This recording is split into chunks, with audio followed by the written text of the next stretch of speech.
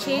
জুলাই আগস্টে নিহত আমাদের 1523 জন শহীদ ছোট ভাইদের, সেই সাথে স্মরণ করছি 22,500 আহত শিক্ষার্থীদের, যাদের রক্তে এবং ত্যাগের বিনিময়ে আজকে আমরা একটা দ্বিতীয় স্বাধীনতার স্বাদ ফ্যাসিস্ট সরকারের পতন পেয়েছি। এবং 71 মুক্তিযুদ্ধ না দেখলেও আমরা 5ই আগস্টের কীভাবে ফ্যাসিস্টের পতন হতে পারে সেটা দেখছি, তাও স্বাধীনতার স্বাদ কিছুটা লাগতেছে। তো আমরা 5ই আগস্টের পর থেকে একটা জিনিস লক্ষ্য করলাম যে আমাদের একটা উপদেষ্টা পরিষদ গঠন হয়েছে, কিন্তু এই দীর্ঘ 6 মাসে আমরা সেই কাঙ্ক্ষিত একটা ফলাফল কিন্তু পাইনি। কীরকম, যেমন যখন জুলাই অভ্যুত্থানের আন্দোলন চলতেছিল সেই সময়ে যে সমস্ত পুলিশগণ ছাত্রদেরকে মারছে বা ফ্যাসিস্ট দল যেভাবে ছাত্রদেরকে মারছে, যেভাবে নির্যাতন চালাইছে, তাদেরকে কিন্তু পর্যাপ্ত পরিমাণ গ্রেপ্তার করা হয়নি, আইনের আওতায় আনা হয়নি, যার কারণে নানান রকম বিশৃঙ্খলা সৃষ্টি হয়েছে। গতকালকে নিউজে দেখলাম, বাংলাদেশের জাতীয় যে চ্যানেলগুলো আছে সেখানে দেখলাম যে আবরার ফাহাদের খুনি যে ফাঁসির আসামি, সে জেল থেকে পালিয়েছে 6 মাস আগে। তাহলে 6 মাস আগ পর্যন্ত কারা কর্তৃপক্ষ কেন সেটা নিউজ করলো না? একটা দেশের একটা জাতীয় একটা জেলখানা, যেখান থেকে একজন খুনির ফাঁসির আসামি তো থাকবে কন্ডম সেলে, তার তো দুনিয়ার আলো বাতাস দেখার কথা না, সে কিভাবে জেল থেকে পালিয়ে যায়? এই যে আইন শৃঙ্খলা বাহিনীর অবনতি, সারা বাংলাদেশে একজোটে চাঁদাবাজি হচ্ছে, 64 ঘন্টার মধ্যে 72টা ধর্ষণ হওয়া একদম সোজা কথা না। বাংলাদেশের মতো একটা স্বাধীন দেশে এখানে 0 থেকে 100 বছর পর্যন্ত নারী আছে, নারী মা, নারী বোন, নারী স্ত্রী, নারী সমাজ। সেই নারীকে যদি মূল্যায়ন দিতে না পারে তাহলে কিভাবে হবে? জুলাই আগস্টের যে অভ্যুত্থান, সেখানে যেমন নারীর ভূমিকা আছে তেমন পুরুষেরও ভূমিকা আছে। আমরা বাংলাদেশে যারা বসবাস করি 18 কোটি জনগণ, প্রত্যেকের জীবনের সিকিউরিটি আছে। আইন শৃঙ্খলা বাহিনীর অবনতির পাশাপাশি আমাদের দেশে জেলে বিভিন্ন সময় যে আসামিগুলো ছিল তারাও পালায় গেছে। 5ই আগস্টের পর একজোটে তাদেরকে ছেড়ে দেওয়া হয়েছে বা তারা যেভাবে হোক জেল থেকে বের হয়ে গেছে। সারা বাংলাদেশে একজোটে চাঁদাবাজি হচ্ছে। এখানে আমাদের প্রথম দরকার ছিল আইন শৃঙ্খলা বাহিনী 5ই আগস্টের পর একটা শক্ত অবস্থানে যাওয়া। স্বরাষ্ট্র উপদেষ্টা পরিবর্তন হওয়ার পরে কিন্তু আমরা সেই লক্ষ্য দেখতেছি না। স্বরাষ্ট্র উপদেষ্টার এখানে অনেক ব্যর্থতা আছে, কারণ আইন শৃঙ্খলা বাহিনী কঠোর হস্তে দমন করার জন্য তাদেরকে যে সেনাবাহিনীকে যে পাওয়ারটা দেওয়া হয়েছিল, ম্যাজিস্ট্রেট পাওয়ার, সেই পাওয়ারটা কিন্তু তারা সে অনুযায়ী কাজ করেনি। এবং পুলিশের যে পাওয়ারটা দরকার ছিল সেই পাওয়ারটাও কিন্তু তারা ব্যবহার করেনি, একদম হাল ছেড়ে দিয়ে বসে আছে। যার কারণে কি হলো, সারা বাংলাদেশে একজোটে বিশৃঙ্খলা, মারামারি এগুলো শুরু হয়ে গেল। এটা দূর করতে হলে আমাদের সর্বপ্রথম যেটা দরকার, বাংলাদেশে যারা শিক্ষিত শ্রেণী আছে বা মোটামুটি যারা কিশোর বয়সে আছে 18 থেকে 40, এই বয়সটাকে আমরা একটা উদ্যমী বয়স বলি। এই বয়সটা একটা চেতনার বয়স, এই বয়সটা একটা জাগ্রতর বয়স। এই বয়সে ছেলে মেয়েদের ভিতরে একটা তারুণ্যবোধ আছে, একটা আন্দোলনের একটা মোটিভেশনাল মতো, এর আন্দোলনের মতো একটা তাদের সক্ষমতা আছে। তাদেরকে কি করা উচিত? আমাদের বাংলাদেশের ছেলে মেয়েদের সার্টিফিকেটের জ্ঞান আছে না, তাদের সামরিক কোনো জ্ঞান আছে না, তাদের প্রশিক্ষণগত কোনো জ্ঞান আছে না, তাদের কোনো কার্যক্রমগত জ্ঞান আছে। এজন্য তাদের কি করা দরকার?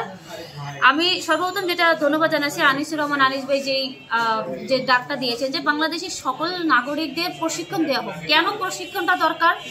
এই যে চাঁদাবাজি হচ্ছে, গুম হচ্ছে, মারামারি হচ্ছে, এত কিছু হচ্ছে, ধর্ষণ হচ্ছে, এটার জন্য যখন তাদেরকে সামরিক প্রশিক্ষণ দেওয়া হবে, তারা সর্বপ্রথম জানবে যে শত্রুর সাথে কিভাবে লড়াই করতে হয়, অন্যায়ের সাথে কিভাবে লড়াই করতে হয়, তাছাড়া কিভাবে প্রতিবেশী দেশগুলোর সাথে, আমরা বলছি না যে প্রতিবেশী দেশগুলোর সাথে আমরা যুদ্ধে যাব, আমরা বলছি যদি কোনো দেশ, কোনো রাষ্ট্র, কোনো জাতি, কোনো গোষ্ঠী আমাদের উপরে আক্রমণ করতে চায়, আমরা কিভাবে তাদেরকে প্রতিহত করতে পারি, কিভাবে নিজেদের সেফটি আমরা অর্জন করতে পারি, কিভাবে নিজের দেশকে আমরা সিকিউরিটি দিতে পারি। এটার জন্য প্রত্যেকটা মানুষকে প্রত্যেকটা ঘরে ঘরে যে গিয়ে হলো তাদেরকে একটা সামরিক প্রশিক্ষণ দেওয়া দরকার। আর এটার জন্য এটা অবশ্যই দরকার, এবং সেই সাথে বাংলাদেশের প্রত্যেকটা মানুষের নিরাপত্তার জন্য পুলিশ বাহিনী জোরদার করা দরকার। পুলিশের ব্যর্থতা হচ্ছে বাংলাদেশের একদম 5ই আগস্টের পর সর্বপ্রথম যে ব্যর্থতাটা ছিল সেটা হচ্ছে পুলিশের ব্যর্থতা এবং আমলাতান্ত্রিক ব্যর্থতা, যেটা হচ্ছে যে ফ্যাসিস্ট সম্পলিত যে দোসররা ছিল তাদেরকে ক্ষমতা থেকে সরানো হয়নি। এর জন্য আমি বাংলাদেশ সরকার এবং বর্তমানে যারা উপদেষ্টা রয়েছেন ডক্টর মোহাম্মদ ইউনূস স্যার, আমি সকলের প্রতি বিনীত অনুরোধ জানাচ্ছি যে আপনারা বাংলাদেশের সকল নাগরিককে প্রশিক্ষণের ব্যবস্থা করে দেন, বিনা খরচে তাদেরকে প্রশিক্ষণের ব্যবস্থা করে দেন এবং তাদেরকে সামরিক প্রশিক্ষণের মাধ্যমে দেশের সুনাগরিক হিসেবে তৈরি করেন, তাদেরকে দক্ষ শক্তি হিসেবে তৈরি করেন। বাংলাদেশের একটা ছেলে একটা মেয়ে যখন প্রশিক্ষণ পাবে, সে 100 জন সাধারণ নাগরিকের একজন দাদা হিসেবে পরিণত হবে। বাংলাদেশের প্রত্যেকটা নাগরিকের মনোবল বৃদ্ধি পাবে, জনশক্তি বৃদ্ধি পাবে, তারা সামাজিক, মানসিক, শারীরিক সকলভাবে প্রতিষ্ঠিত হবে। তাদেরকে দরকার আছে। আমাদের ছেলেমেয়েরা আজও জানিই না অন্যায় কীভাবে।